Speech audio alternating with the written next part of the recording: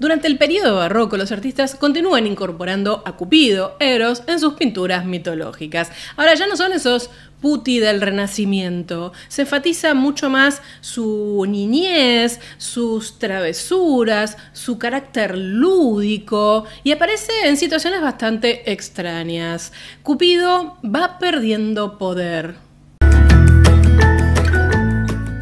Les doy la bienvenida un viernes más por aquí y seguimos con Cupido, esta segunda parte que les había prometido, para hablar de él en el barroco. A los que no vieron la primera parte se los recomiendo bastante porque ahí, además de ver cómo lo expresa el arte durante el manierismo, también comentamos cuáles son las fuentes mitológicas, ¿no? Que Cupido, Eros, en realidad para los griegos, era un dios de larga data y que aparece en distintos momentos, ya sea al inicio de los tiempos o también es recuperado posteriormente por los poetas más epigramáticos. Como ya son expertos y se conocen todas las características y atributos de Eros y este carácter tan especial que tenía este dios, que realmente hacía que más de uno le temiera, vamos a pensar qué es lo que vieron los artistas del barroco.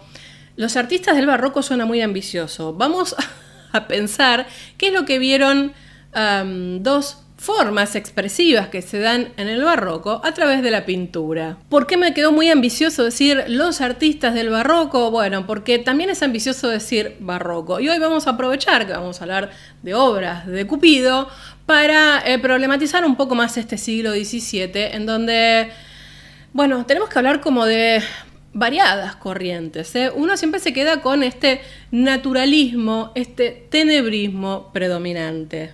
Cuando uno piensa el manierismo y la expresión que vimos la semana pasada, entiende que es un arte culto, un arte intelectual y un arte internacional.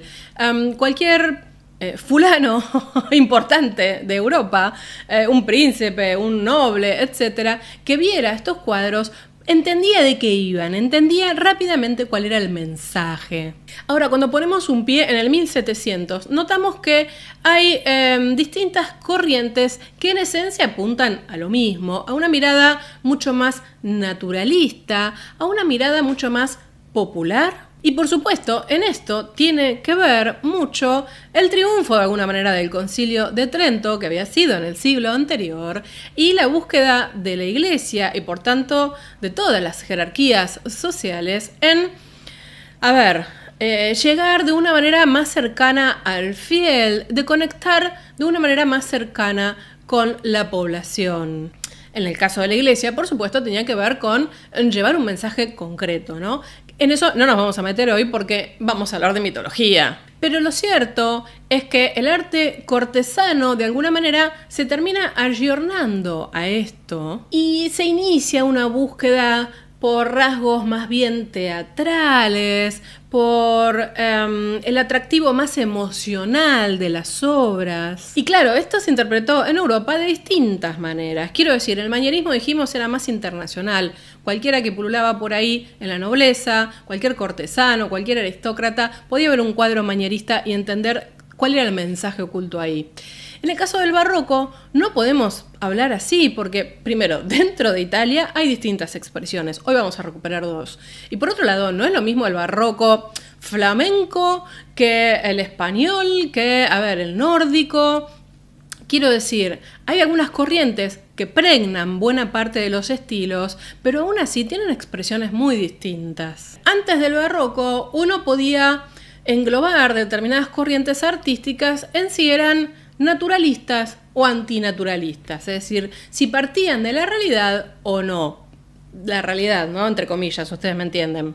Incluso uno podía decir, esto es clásico y esto es anticlásico, de acuerdo a los valores que se recuperaran o no, por ejemplo, de la antigua Grecia. Ahora, en el barroco, ¿qué hacemos? Caravaggio, Rembrandt, Rubens, Poussin, Velázquez, los Carracci, Guido Reni, todos distintos. Capaz que si los miramos rápidamente podríamos encontrar como distintos grupos porque hay momentos relativos de influencia, pero cuando hilamos fino no es tan así. Ahora, sí, es cierto que podemos entender al barroco, a este 1700, como un momento en el que se reacciona frente al manierismo, en el que se entiende al manierismo como algo frío, elitista, distante, complejo, y se busca cierta sensualidad, se prioriza el movimiento, se busca el momento instantáneo para reflejar y transmitir algo. Es decir, de alguna manera todos acompañan esta idea macro. Y si nos atenemos a Italia, ya de entrada tenemos que hablar como de dos corrientes predominantes. Una, la que inaugura Caravaggio con su mirada naturalista, vamos a llamarlo así, que es un poco más popular, con modelos del vulgo, con expresiones muy realistas, al borde. Esto que ya hemos hablado más de una vez de Caravaggio, y que también tiene una pata que deriva en el tenebrismo, ¿no? Estos fondos oscuros, esta paleta tan terracota. Y por otro lado tenemos una corriente clasicista dentro del barroco, que son aquellos que se oponen, por supuesto, al manierismo y dicen: che, estaba bien lo que se hacía en el Renacimiento, la búsqueda de equilibrio, la predominancia de la línea, sigamos por ahí, pero observando lo natural. Recontra macro definición se llama esto, ¿no? Pero bueno, algún día tenemos que hacer un súper especial metiéndonos a full con estas dos corrientes. Ya me alcanza igual con que no se asusten cuando dentro del barroco o de cualquier otro periodo alguien dice: uy, este es más clasicista, porque bueno, de alguna manera el clasicismo trata de recuperar algunos aspectos relacionados, en este caso que es posterior al Renacimiento, con el Renacimiento. ¿Y el Renacimiento en quién está pensando? En la antigua Grecia, en el periodo clásico griego, que no es el helenístico. Como fuere, tanto la corriente clasicista en el barroco como la corriente más naturalista o tenebrista están apostando a la transmisión de sentimientos, a traducir estos sentimientos y estos pensamientos de una manera sencilla, de una manera clara, es decir, que haya una unidad en el cuadro para poder entenderlo de conjunto, no en sus partes. Y creo que hasta ahí, no me voy a meter más porque si no me voy a ir por las ramas. Entonces, acá vinimos a hablar de Eros, de Cupido en el barroco. Y ya les voy a traer una cita para meternos de lleno en el tema. La mayoría de los hombres consideran que Eros es el más joven de los dioses y el hijo de Afrodita. Pero Olen el Liquián, que compuso los himnos griegos más antiguos, dice en un himno a Eleitia que era la madre de Eros. Más tarde que Olen, tanto Pampos como Orfeo escribieron versos en hexámetro y compusieron poemas sobre Eros, pero que pudieran estar entre los cantados por Licomidae, para acompañar el ritual. Los leí después de una conversación con un portador de la antorcha. De estas cosas no haré más mención. Hesíodo, o el que escribió la Teogonía engendrada en Hesíodo, escribe: lo sé, que Caos nació primero, y después de Caogé, y después Tartarus, y luego Eros. Safo de Lesbos escribió muchos poemas sobre Eros, pero no son consistentes. ¿Por qué traje esta cita? Porque tenemos que meternos de nuevo en un clima en el que tenemos muchas fuentes y en el que cada artista tiene que tomar una de ellas para tratar de representarlo. Entonces, lo primero que les traje, miren cómo me sonrío porque está bueno este cuadro, es una obra de Guido Reni. Ahora nos vamos a meter con quién es Guido Reni, pero veamos este Cupido. Ya de entrada tenemos un bastante simpático y regordete bebote, digámoslo así. Es un cupidito alado. Ha perdido, ¿no?, todo eso que tenía quizás en el manierismo, como en el cuadro de Parmigianino, de adolescente. La actitud es bastante curiosa porque no se entiende muy bien qué está haciendo este pequeñín dios alado. Al fondo vemos el mar, es decir, tiene un fondo marítimo. Hay incluso otro Eros, un erote por ahí atrás, volando con su arco y flecha muy clarito. Y este Cupido toma una de sus flechas en primer plano y se lo da a una paloma, mientras con, ¿no?, la otra mano sujeta el arco y casi que no le presta atención, incluso el carcaj está ahí como tirado a los pies. Vemos que la luz es bastante fría, algo que uno podría pensar que contrasta, ¿no?, con el barroco, esto ya lo vamos a problematizar igual. Pero vean ustedes que esa luz así tan clarita, un impacto tan de pleno, sobre todo en las carnaciones del niño, hace que se vean mucho más delicadas y que también le dé como un toque escultórico. Y por supuesto realza muchísimo el azul de fondo, ¿no? Y ya vemos un poquito la técnica de Reni, vemos que hay una línea bastante delimitada, pero también mucha soltura, mucha agilidad en las pinceladas. Y algo de lo que echa mano Reni acá es bastante típico durante el barroco, que tiene que ver con el acercamiento, ¿no?, con los primeros planos. Este Cupido casi que ocupa todo el cuadro. Estamos muy cerca de él. Apenas vemos el fondo y el entorno, no es lo que importa. Ya nos alejamos de ese, como digo yo, cuadro-ventana, ¿no?, de Alberti. Ya no es que lo vemos todo a través de una ventana con un marco que nos permite entender todo, sino que estamos, dije todo 20 veces, pero ustedes me entienden, ¿no? Decía yo, estamos muy cerca del personaje. Y es muy interesante porque este espacio justamente se compone prácticamente de la figura. Hay una especialidad completamente distinta en el barroco respecto del Renacimiento, ¿no? Ven ustedes que no tenemos ya una línea de orientación tan clara, tenemos como distintos tratamientos en el fondo y adelante, es todo un poco más libre y se nos presenta, aunque no entendamos muy bien de qué viene, como una escena bastante sencilla que la creemos comprender a simple vista porque estamos viéndolo todo, no se nos estaría escapando nada. Y algo que tiene muy lindo también es que estos acercamientos tan fuertes que propone el barroco nos dan como una sensación de que el espacio no se termina, ¿no?, que es inagotable, que es infinito, porque si miramos este cuadro y lo centramos para el costado, para el fondo, para arriba, puede seguir infinitamente. Podemos convenir que en principio esto se nos escapa un poco de todas las funciones mitológicas de las que veníamos hablando de Cupido. ¿Qué está haciendo Cupido acá? Bueno, si miramos con detalle y vemos que Cupido rinde sus armas de alguna manera, deja el carcaj y le da una flecha a una paloma, símbolo de la paz. ¿Estamos ante un amor domado?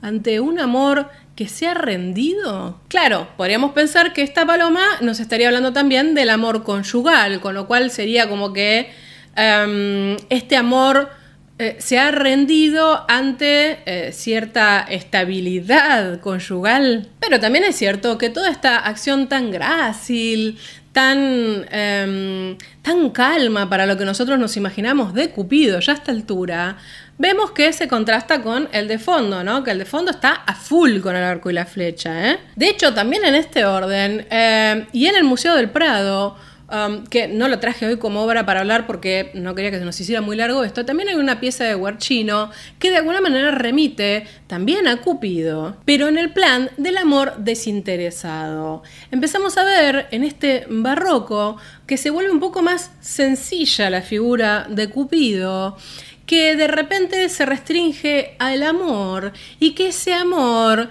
ya no tiene que ver con la cosa más griega nativa de desorden, desequilibrio, de la búsqueda de un faltante, del erotismo, etcétera, etcétera, sino que aparece de una forma más pura y en general de a poco parece que se va domesticando. Como dije al inicio, se nos empiezan a aparecer erotes, cupidos, que van perdiendo cierto poder divino. Y es muy interesante porque en realidad esta pieza, junto a la que acabo de mencionar, fueron un regalo para Felipe IV, para el rey, con lo cual, de un cardenal, con lo cual acá había también como un mensaje político, que de hecho lo comento un segundito para que se entienda. El cardenal Máximo estaba en Roma, donde adquiere estas obras, y llega un momento bastante delicado a España, donde fue como nuncio. Entonces, bueno, de alguna manera él regala estas obras a Felipe IV para congraciarse. Y de hecho parece que a Felipe IV le encantó porque lo puso ahí en Alcázar, en el cuarto de verano, cerquita donde estuvieron las meninas, ¿eh? Y es muy interesante además que este regalo haya provenido de alguien de la Iglesia Católica, porque siendo un tema mitológico, tuvo que encontrar la forma de buscar una obra que fuera atractiva para un coleccionista y un fan total como era Felipe IV, que hablara de mitología, pero que bueno, no tuviera ese carácter tan sensual, esa cosa tan de Ovidio, ¿no? Cuando digo Ovidio me refiero a las metamorfosis y a todos estos escandaletes amorosos que se contaban allí. Pero volvamos a Guido Reni porque creo que nunca hemos entrado muy de lleno con él. Ameritaría ser algo especial, pues es un artista bastante interesante y un poco tirado a menos, ¿no? Es como que siempre su fortuna crítica pasó de ser el mejor de todos en su momento en vida a que un poco se lo dejara de lado. Pero es un artista interesante y lo traje un poco por contraste, porque ustedes habrán visto que estos colores, incluso el tipo de luz, poco tienen que ver con lo que uno se imagina de barroco. Y es que él, de alguna manera, se formó en una mirada mucho más clásica. Guido Reni se forma, el boloñés Guido Reni, se forma con los Carracci. Los Carracci, escuela de Bolonia. Cuando digo los Carracci es porque tenemos a Aníbale, que es el que quizás más trasciende porque tiene un contacto muy fluido, por ejemplo, con Caravaggio y viaja a Roma.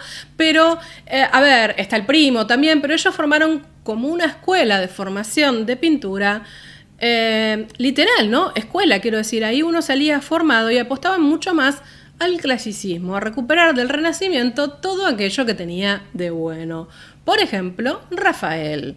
Guido Reni, gran admirador de Rafael. Y entonces uno encuentra estas líneas tan delicadas, estas expresiones tan ideales en algún punto, ¿no? Hay un naturalismo, hay un cuerpo macizo, pero también hay mucha idealización, esto que provoca casi como ternura. Y convengamos que si había alguien experto en provocar ternura en sus obras es Rafael. Sobre todo cuando dibuja niños, sea el niño Jesús, sea un angelito, vamos. De alguna manera, la escuela de los Carracci, Guido Reni, ahí como continuador y figura muy importante, aunque no única, pero muy importante, será el contrapeso de lo que hace el naturalismo de Caravaggio. La gran diferencia de todo esto es que acá hicieron escuela, Caravaggio jamás se planteó hacer escuela.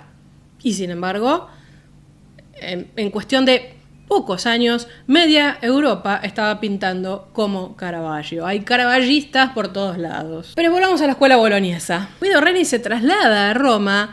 De todo esto viene una serie de anécdotas que las voy a recuperar al final, se los prometo. Y realmente supera ampliamente en fama a Aníbale Carracci. Él era un artista tan demandado, no daba abasto Guido Reni a entregar obras de todo tipo. Gustaban muchísimo sus líneas tan delicadas, sus colores amables, su forma sencilla también de transmitir, algo que por supuesto después podemos complejizar, ¿no? Hasta dónde la formación de Guido Reni le permitía intelectualmente procesar algunas cosas. Pero era como el nuevo Rafael, esa belleza que le imprimía a sus cuadros, esa sensación de armonía, de tranquilidad. Era casi ideal para oponer sus obras a esta cosa tan fulgurosa que tenía el caravallismo. Aníbale Carracci, Guido Reni y sus discípulos también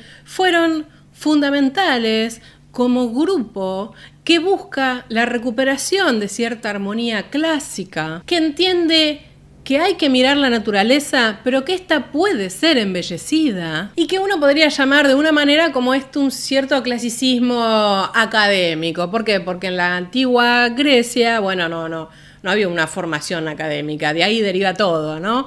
Pero lo cierto es que fueron muy exitosos y realmente, claro, les caían bien a todos.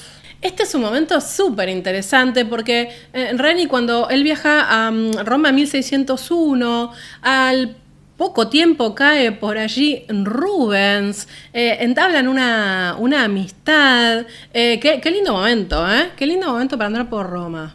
Sí. Rubens es como la influencia positiva en todos lados, ¿no? Los dos juntos, obviamente, admiraban muchísimo a Rafael. También admiraban a Caravaggio, muchísimo. Pero predomina en Guido Reni, más allá de que tuvo una etapa un tanto caravallista, esta cosa tan amable y tan delicada que podría emanar de Rafael, por supuesto, pero que también tenía una expresión muy ayornada en Rubens durante el barroco. Y bueno, por mucho que trató de hacer la escuela boloñesa y por mucho que se instaló la escuela boloñesa más clasicista en Roma, era el lugar donde había que estar, bueno, Caravaggio ya había hecho escuela sin proponérselo, como dije, ya tenía muchísimos seguidores que poco apreciaban la obra de Carracci o de Guido Reni. Cierto es que Caravaggio fue muy amigo de Aníbal Carracci y lo respetaba muchísimo. ¿Y cómo era la escuela de este Caravaggio tan supuestamente rudo, tan irascible?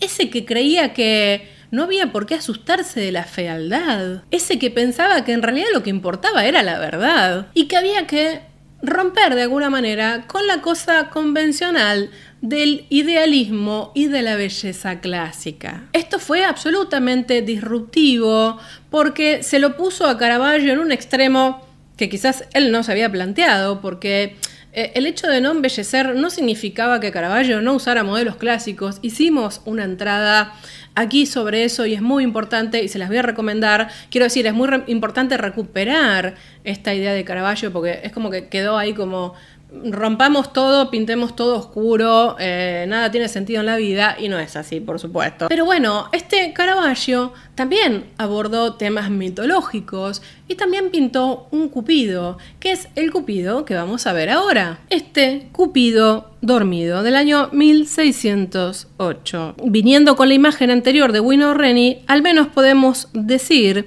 que en los dos cuadros Cupido es el protagonista. Nuevamente tenemos a Cupido en una posición un tanto extraña que ahora vamos a abordar, pero me interesa recuperar algunas cosas que ya dijimos de Guido Reni del barroco.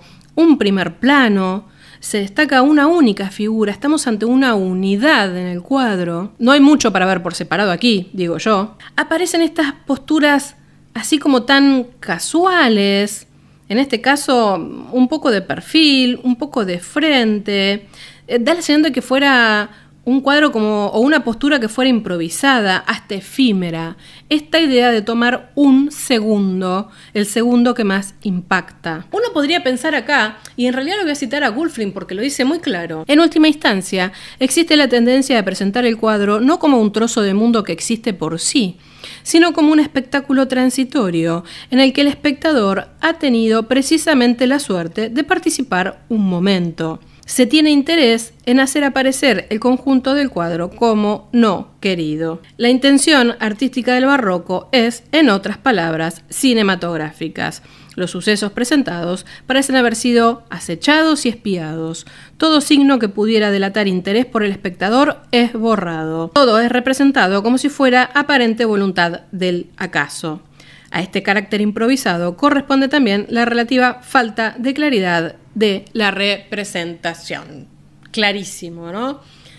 ¿Lo podemos aplicar a este cuadro? Sin duda. Y de cierta manera también al anterior de Guido Reni, porque es como que sí, tomamos una instantánea, en este caso estamos ante un Cupido dormido, muerto. Es lo único que se nos presenta y de repente no sabemos qué hacer con esto. Por supuesto, la lección de Caravaggio nos habla de otra corriente estilística. Está claro que dista muchísimo de esa amabilidad, de esa ternura que nos presentaba Reni. No es un Cupido que nos interpela, como dije, está supuestamente dormido o así se lo llama. Podríamos pensar que está muerto, aunque uno parece intuir que respira. Y nuevamente aparece completamente lejos del temido Eros. Ya no es este Eros que genera caos en nuestras vidas y nos da con las flechas del amor. Está en otra. De hecho, el arco, más allá de la oscuridad del tenebrismo que tiene esta pieza, parece estar roto. El cuerpo es un cuerpo hinchado, el ombligo también así como salido, las uñas sucias, los pies sucios. El cuerpo parece sucio en realidad por el tipo de color y luz que aplica.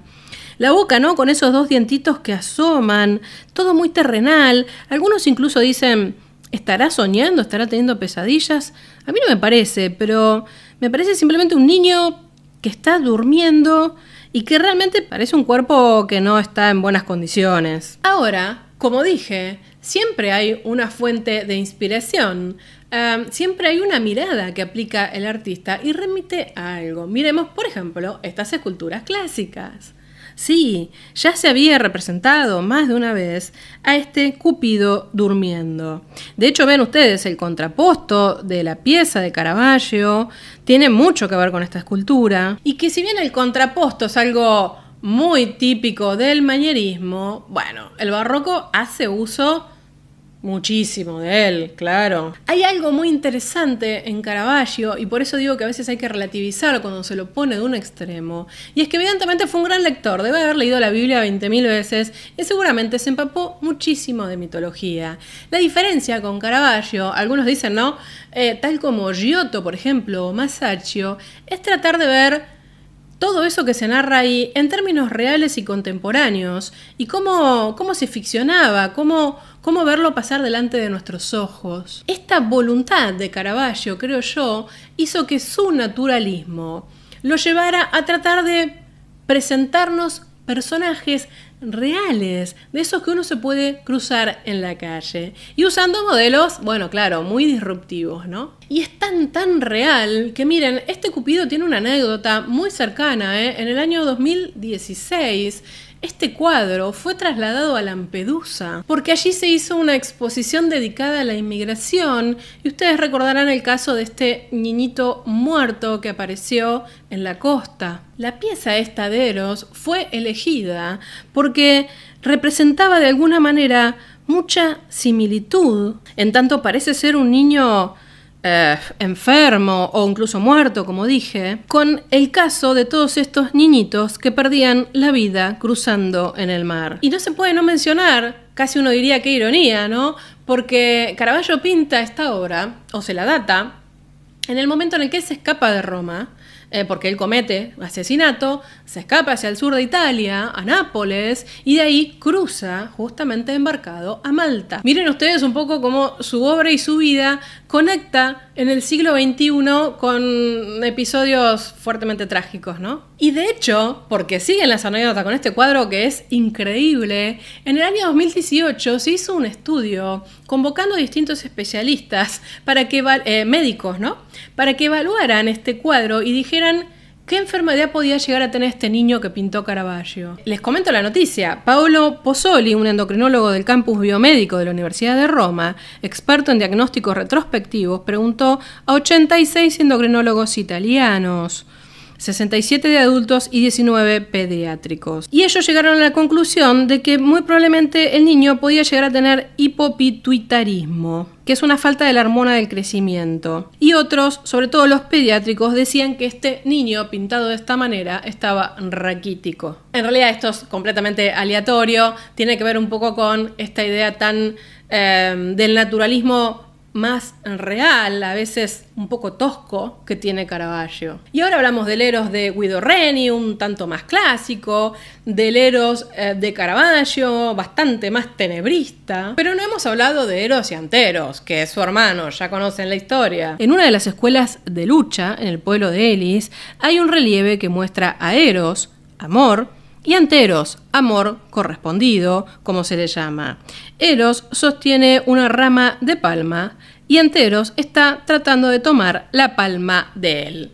Parece ser claramente lo que nos está mostrando acá Camillo Procaccini. Nuevamente estamos ante un primerísimo primer plano, ¿no? Un espacio apenas esbozado. De nuevo esta cosa del barroco de focalizar más algunas cosas y no tanto otras, porque lo importante es que se entienda el todo. Y uno se aproxima a esta pieza sin duda como una mirada de conjunto. No tiene sentido mirar o uno u otro de los protagonistas o solamente la palma. Tiene un punto de vista bajo, lo cual le da un poquito más de dramatismo a esas diagonales, muy marcadas por la postura de los pies, el movimiento, la sensación de fuerza, ¿no?, que están haciendo los dos hermanos mientras ahí se pelean.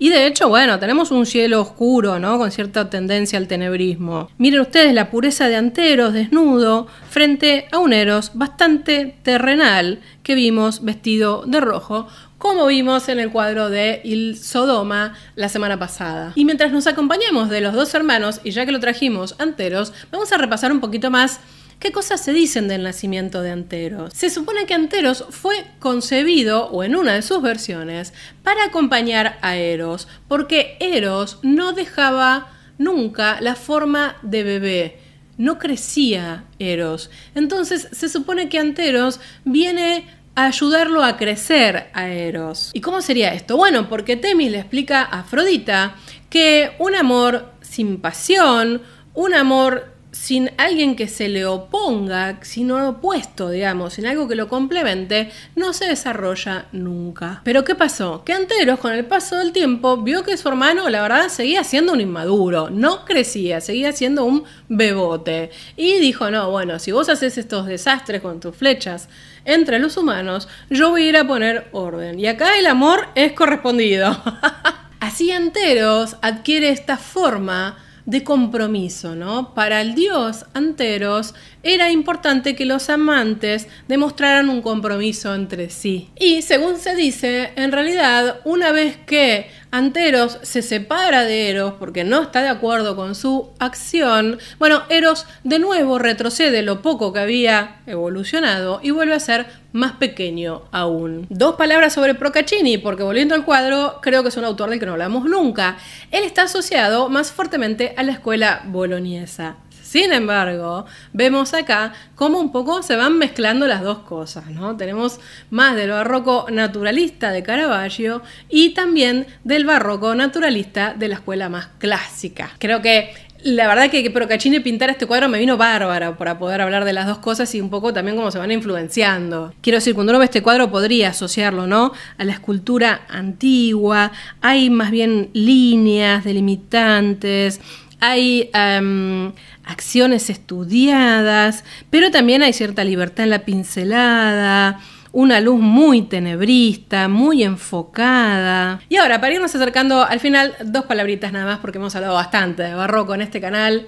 Creo que lo que está claro es que es muy difícil poner en una sola palabra barroco toda la expresión artística de un siglo muy abundante, muy buscador de nuevos caminos, la verdad es esa. Respecto de los personajes que trajimos hoy aquí, sobre todo Guido Reni y Caravaggio, ni más ni menos, y mencionar Rubens por ahí, Guido Reni siempre fue considerado, sobre todo por Cesare Malvasia. Cesare Malvasia es como el Vasari, el biógrafo de los artistas bueno, toda la historia en realidad, hasta el Renacimiento en Vasari, el manierismo. Bueno, es lo mismo, pero de la escuela más boloñesa y del barroco. Es muy interesante de leerlo, por cierto.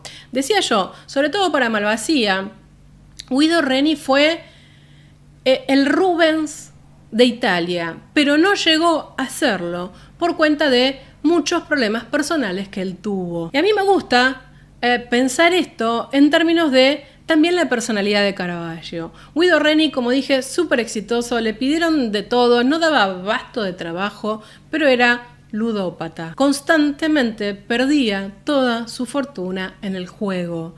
Incluso él decía, juego porque me da la gana jugar, porque no necesito dinero, yo soy rico, y si lo pierdo lo recupero con los pinceles. No formó familia, el único cuadro familiar que hay de Guido Reni es de su madre, y lamentablemente esto hizo que tuviera una vida bastante compleja. Es cierto que quizás no se juntaba con los últimos bajos fondos que por ahí podía llegar a representar Caravaggio, incluso en el juego, ¿no? Pero realmente esto de alguna manera fue deteriorando su vida porque nada, perdía todo el tiempo y aparte a veces perdía obras que tenía que entregar a clientes. Si lo pensamos en esta misma clave biográfica respecto de Caravaggio, sabemos que Caravaggio, con una personalidad mucho más compleja, mucho más violenta, porque está más que documentado que era un violento, tiene un montón de registros policiales en distintos lugares donde estuvo, pero en Roma ni hablar, hizo que su arte de alguna manera fuera complejo de ejercer y bueno, murió muy joven, lo cual no le impidió hacer una escuela increíble por toda Europa y por el resto, incluso en América, ¿no? Ya estamos en el barroco, acá había pintura y el caravallismo era potente. Caravallismo indirecto en América, ¿no? Pero no nos vamos a meter en eso ahora. Y si queremos buscar un punto de conexión entre estas dos personas, hay que decir que Caravaggio había jurado destripar a Guido Reni porque le había robado una idea de un cuadro. Y Guido Reni tuvo mucha suerte porque cuando él llega a Roma, Caravaggio tiene que huir porque había matado a un tipo. Y en cuanto a la mirada artística, madre mía, la historia de Caravaggio, podemos decir que tenían cosas en común, aunque no lo parezca. Vimos, ¿no? El acercamiento primero y después algo que acá es muy patente, es muy obvio, y es la escasez de figuras. En este caso tenemos un solo protagonista en cada uno de los cuadros. Pero a Guido Reni le costaba tanto como a Caravaggio representar una historia. Historia es cuando hay muchos en el italiano, ¿no? Cuando hay muchos personajes en acción. Les costaba muchísimo trabajar el lienzo con muchos personajes. Hasta aquí entonces la entrada del día de hoy. Espero la hayan disfrutado tanto como yo. Me pareció interesante hacer como esta dupla tan interesante y luego, ¿no? Un Eros y Anteros que mezcla un poquito de las dos corrientes que había más preponderantes en Italia en ese momento durante el barroco. El único campeón acá, por cierto, fue Rubens, ¿no? Que no solamente era un genio de los pinceles, hacía lo que quería y además de todo se le fue muy bien económicamente y nada, mil cosas más. Pero Rubens es otra historia. Por supuesto, si les gustó esta entrada, ya saben, me regalan un like, que es un gran apoyo para los que estamos sentados de este lado compartiendo este tipo de contenido. Les dejo la página web, las redes sociales para seguir interactuando por allí. Muchas gracias a todos los que me escriben, me preguntan cosas, con los que interactuamos. Yo la paso genial, la verdad. Nos vemos la próxima semana. Adiós.